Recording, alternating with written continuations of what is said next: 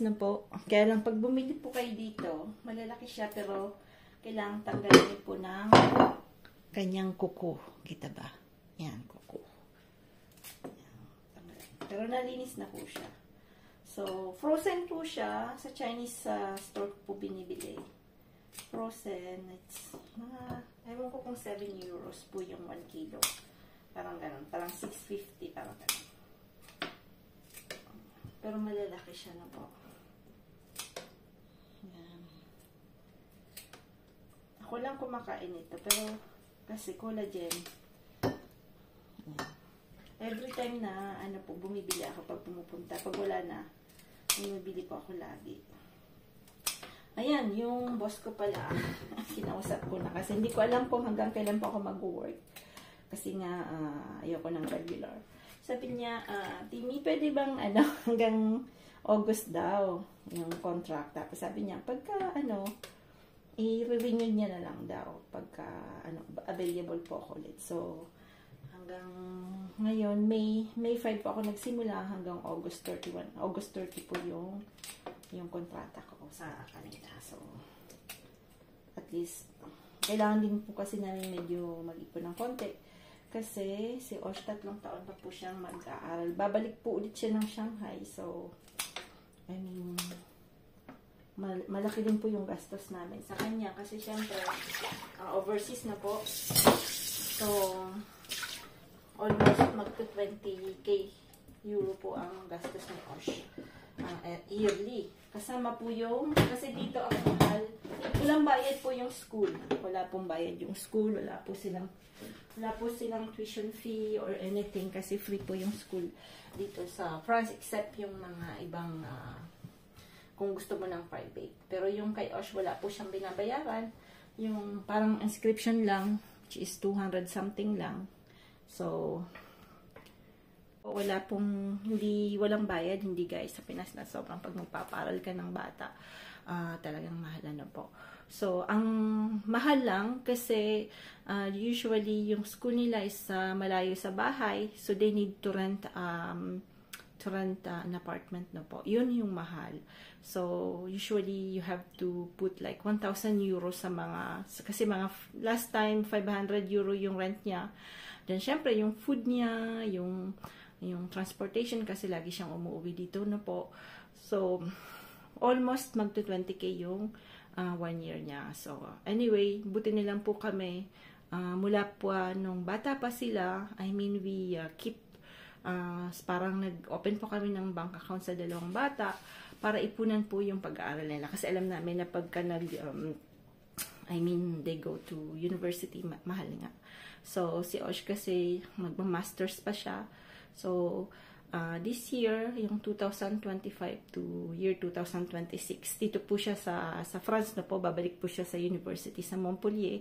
So, another year.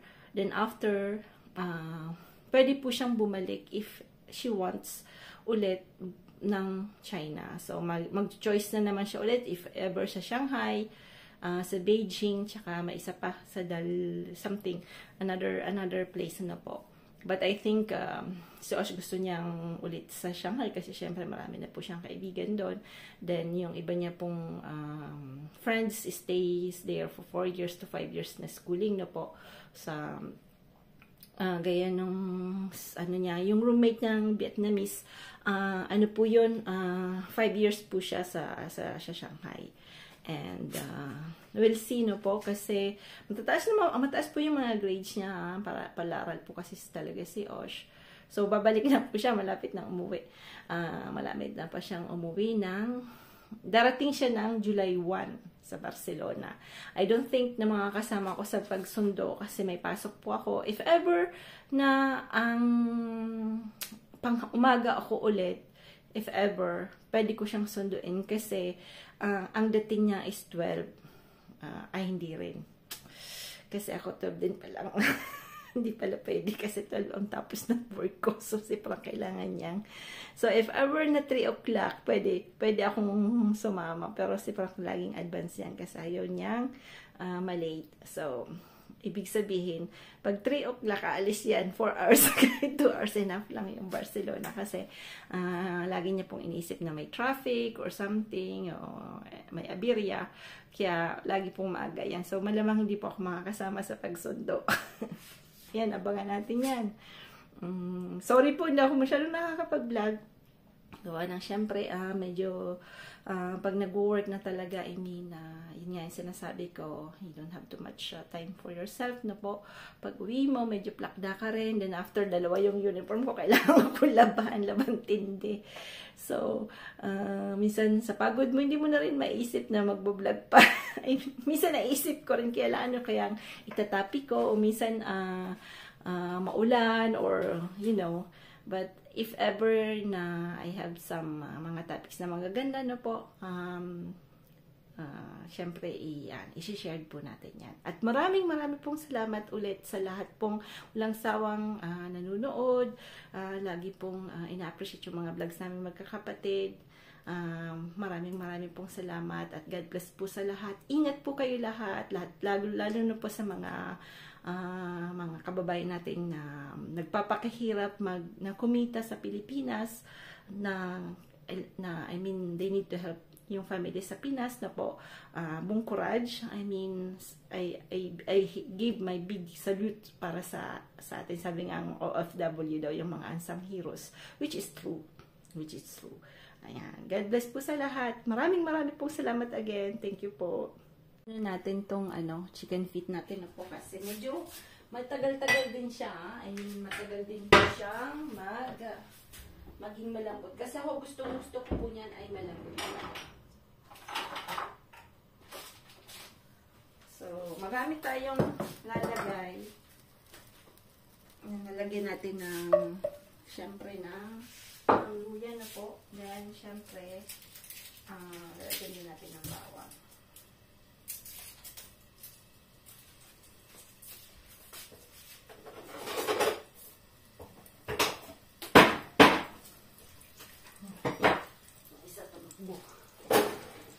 Ayan.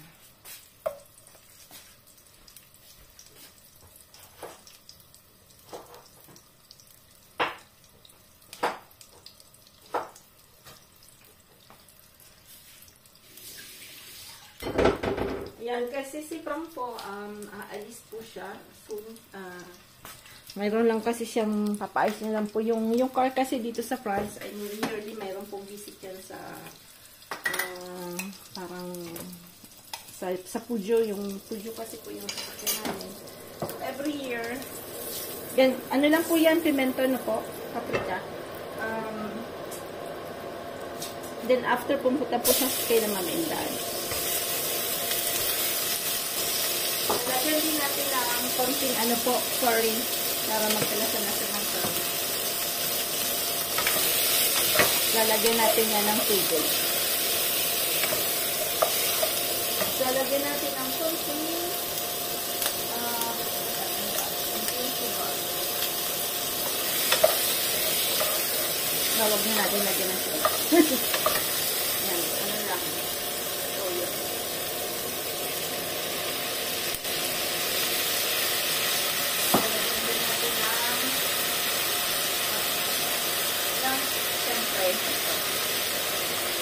Ng sili kasi si Manay Tini mahilig sa manghang.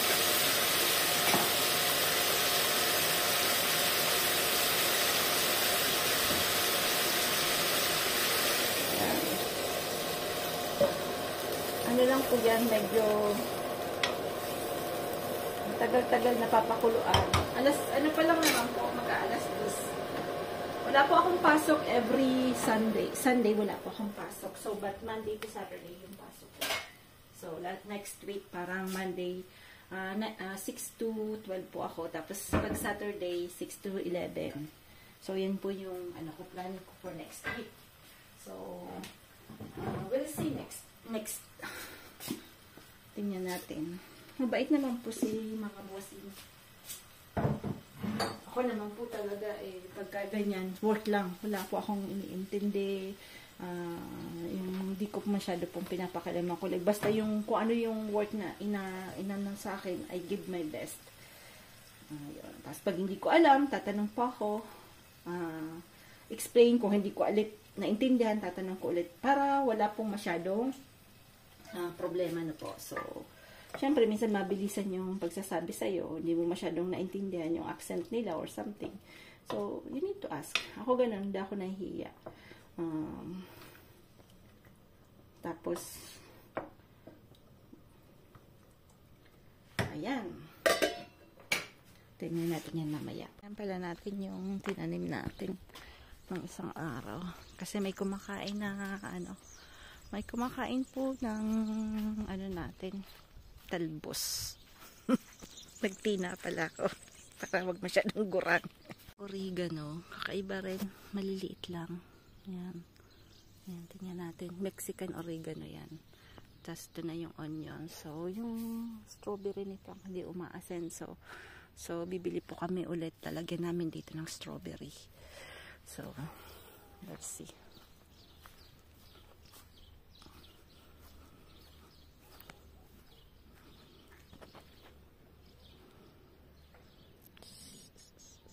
Spinach. Siguro. Daming bees. Naririnig nyo? Yung bees, ayan. Naririnig nyo yung bees. Kaya ayoko po itong patanggal kasi gusto ng mga bees. Binili ito ni Osh. Ayun si Frank, tapos na. Pagod na naman tong asawa ko. May gusto talaga.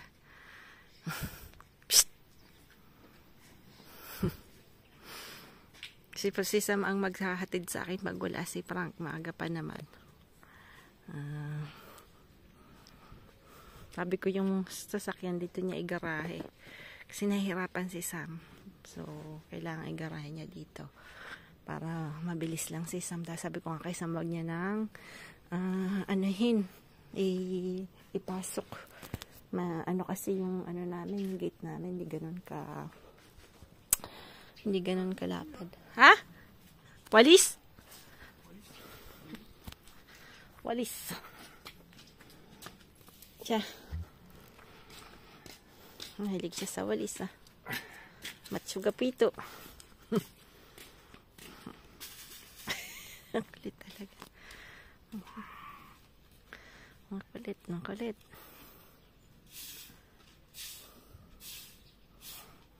Ayan.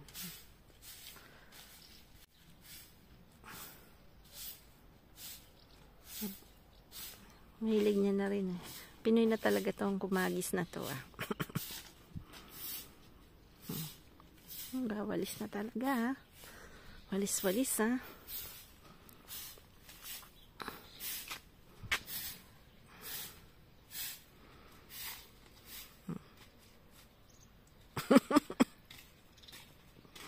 dito sa kabila sa banda kay George. Tingnan natin yung tinanim natin dito na yung mga manukis natin tingnan mo tatlong kumagis yung apricot natin nandito yung maganda ng apricot natin dito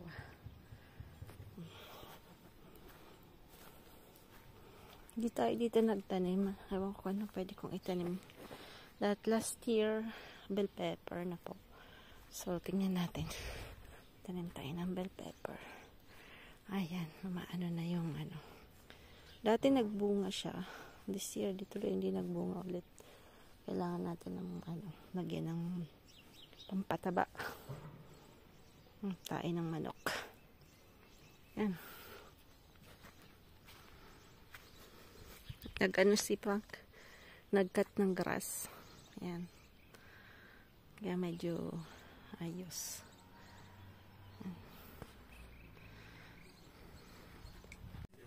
Ayan. Yan na po yung natin. Tapos ito yung fried chicken natin. Yan. Inano ko muna po yan kasi medyo frozen siya. Nakalimutan ko kagabi. Lagyan ko ng water na may sodium bicarbonate. Baking soda na po.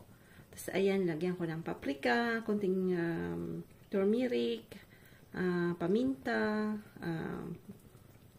chili din na maanghang, powdered chili, tapos 1/2 na lemon na po. Ayan. Tapos lalagyan natin yan ng arena mamaya.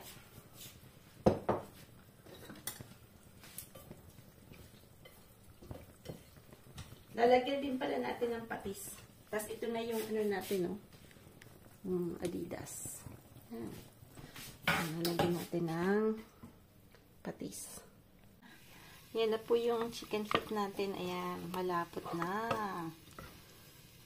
Maanghang siya. Nilagyan ko pala ng ng cloves na po. Kasi yung cloves, masarap, mabango po, pampabango po yan. Ayan. Chicken tayo ulit. Pasarap ang kain. Ayan. May mapapasarap ang kain. Sino kaya? Bon appetit po. Bon appetit. Wala, no? Buksan natin to, oh.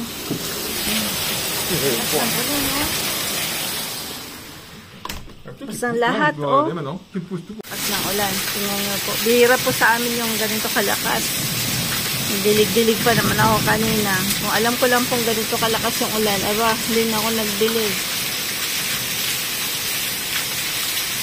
Grabe. Sarado na natin. Kapon po, grabe yung ulan. As in. Grabe yung lakas ng ulan kahapon. Ay, ito ulit dumamaya. Parang ano po yun, yung daan lang. Mga 30 minutes lang. Pero talagang grabe yung lagapak. May mga ano pa po, may parang bilog-bilog na ice na po. Yung kahapon. So, at least yung grass natin. Saan kasi, dinidiligan ko to kasi sobrang dry. Pero tingnan nyo po, basang-basa talaga. So, gaganda yung grass natin. Si 2 years pong hindi umulan dito. I mean, kumbaga hindi talaga umulan ng malakas na malakas. Kung uulan man, kukunti lang. But this year talagang grabe yung mga ulan. Kaya yung grass natin medyo gumanda. Ayan, gumanda-ganda po. Kasi syempre kailangan talagang yung medyo mabasa-basa. Sobrang basa yung ground. Tapos tingnan nyo yung trees. Ang ganda po nung anong to. May mga bagong supang, tingnan nyo. Siguro sa dahil sa sobrang lakas ng ulan. Syempre nadiligan talaga. Lumalim-lalim po yung yung tubig na po. So, bisitahin natin yung ating mga pananim. Ito yung binili natin. So, nagkakahurulog na yung mga, tingnan natin kung may matutuloy kahit isa man lang na orange. No? Pero ang orange po is December pa. Ito. Ang laki. Dito yung mga malaki. Hindi na sila nakakapasok kasi inayos ni Frank. Inayos dito ni Frank. Hindi na sila nakakapasok. Tapos yung ating tag nito. Ito daw, ipipinch to. Yan. Para mas madaming bulaklak. Tingnan natin. Kaya lang pag maulan, tingnan niya. Syempre, may namamatay din. Ang bamboo. Medyo okay na. Maraming mga sapang-sapang na. Si Frank ayun.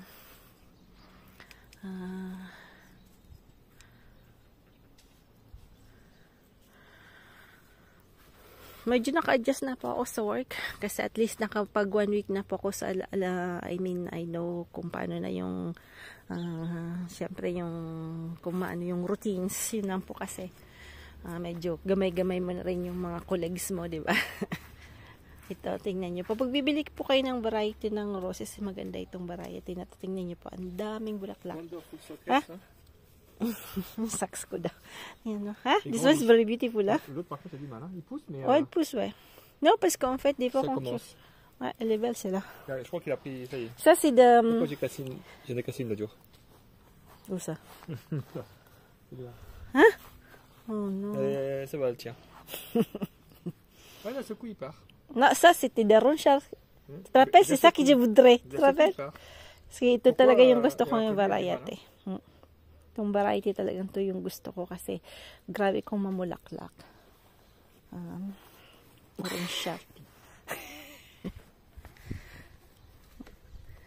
Mas malapit na tayong swimming pool. Malapit-lapit ng ayusin. Pero malamig-malamig pa din. Tapos yung ano natin, tag nito. Bigla tong lumaki po yung lavender natin na po. Biglang lumaki. Pati yung doon sa garden, laki din. Yan. Ang bulaklak niyan po is, tingnan niya, kapal. Ha? Yung grapes natin, nag-grump na rin. Tingnan niyo po. Yan. Ha? No? Ayan. Malaki na yung dami po natin grapes. Dami pong bubungahin. Ito September po yan. Ayan. So, lapit na. Ayan. Musca. Musca po. French variety na grapes. So, ito buhay po tuloy yung ano natin yan. Bougainvillea. Mahilig po kasi sa bougainvillea. Kaya lang, ang problema ng bougainvillea is that's tropical flower, no? Tropical plant. Pagka winter, nawawalan po siya ng dahon. Then after, minsan namamatay gawa ng pag sobrang lamig. Kaya hindi na ako bibili ng. Kasi mahal din yung bougainvillea. It's around 35 something din po pag bibilin mo. So, this year hindi tayo bibili ng bougainvillea. Kasi, kaya roses na lang tayo. Tapos dito naman. Pagka nang ipon-ipon may bibilin ako ditong something para gumanda-ganda naman na po. So, ito magnolia magnolia na kulay violet ito. Ayan. May sakit to dati. Tinanggal ko lahat ng branches niya na may sakit na po. Tapos, kinayod ko yung lahat ng sakit yung ganito po. Yan, may ganito po siya. Pag kasi lahat ng vines niya, lahat ng branches na may ganyan, namamatay yung plants.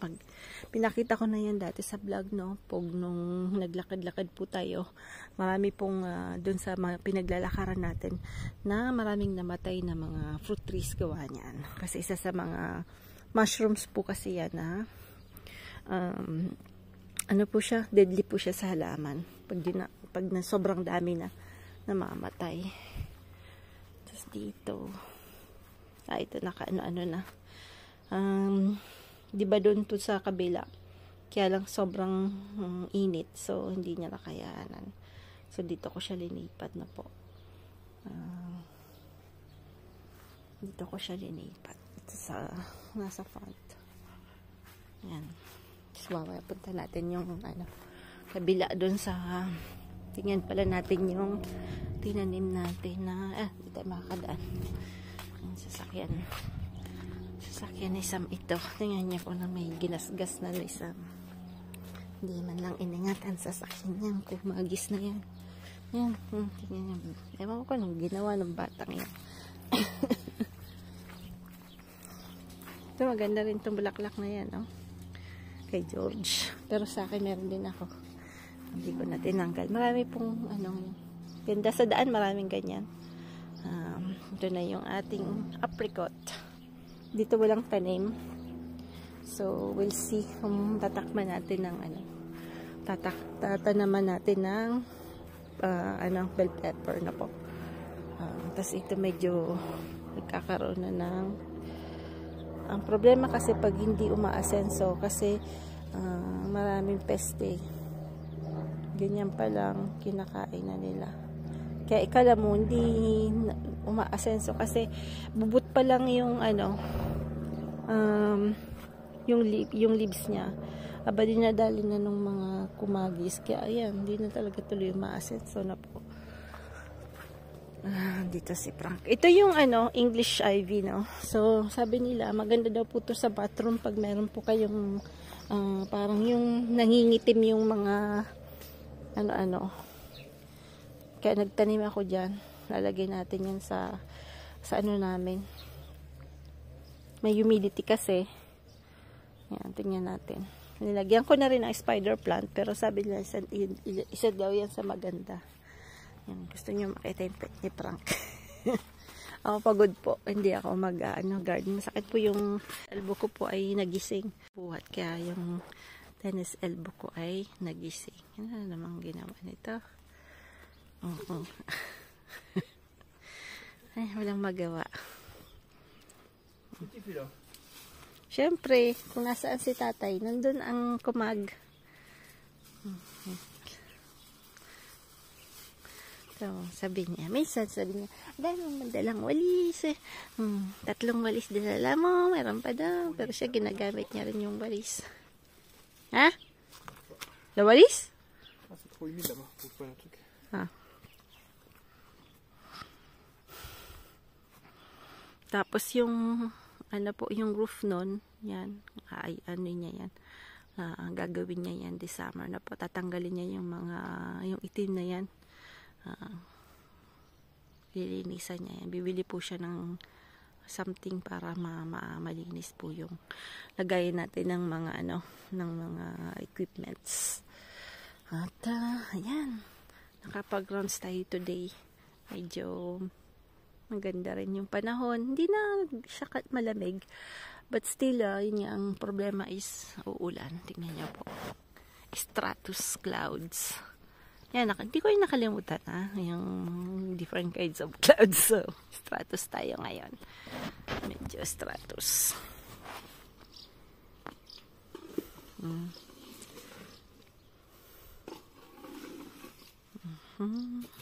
Sipag talaga. Itong isa nandun yung isang manok. Ayan. Yun lang pagka medyo malaki po yung solar nyo. Medyo yan, busy talaga sa pag maraming awot-awot. So, dapat meron pa kayong space na lagay yan ng awot-awot. Buti nga dito, pwede mong mayroong DC3 na po. But then, the problem is that yung car namin, pagka nagkakat kami ng mga yan, nagtitrimmings kami, yung daming gasgas na ng sasakyan namin na po. Kawawa. Ang ganda talaga yung may pick up ka, pero kaya lang problema naman sa pick up dito sa France, syempre pag mag-shopping ka, ganon 4 seats, 5-seater lang. So yun lang yung problema, kasi kailangan namin ng 7-seater, no. Ayun, meron pala po akong about sa Isuzu MU-X na po. So, yung Isuzu MU-X po kasi, yung manibelan yun medyo matigas kaysa sa ibang car na po. Kasi, nahalata rin yun ni Frank nung pagbalik niya, yung sasakyan niya. Kahit isa lang law na daliring nga, ganunin ay okay, walang problema. But then, yung Isuzu MU-X, medyo mas konting matigas. Ewan ko dahil because malaki yung engine niya or anything. But kahit brand new po yung Isuzu MU-X, ganun daw talaga. Kasi pinatanong din ko kay Kuya, kasi nung drive din yun ni Kabono, no, ni Anya, ni Kuya Buboy, na niya agad, na sabi niya na matigas nga pa kasi compared sa Fortuner na po. But the thing is, ganun talaga daw pala, mas medyo matigas. Kaya yung mga bibili po, kung ayaw nyo ng medyo matigas, wag na nang Isuzu MU-X.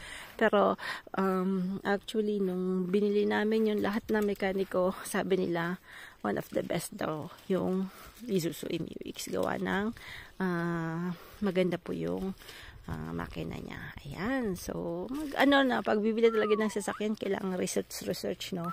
Lalo na kung medyo mahal. So, you have to research yung maintenance. Kasi yun din po yung mga mahal. Minsan magaganda yung sasakyan, kaya lang mahal ang maintenance nila. So, yun po yung titingnan nyo. Parang bahay din yan. Pag bibili kayo ng bahay, titingnan nyo lahat-lahat yung lugar, mga facilities sa within yung sa location na po. Ayan.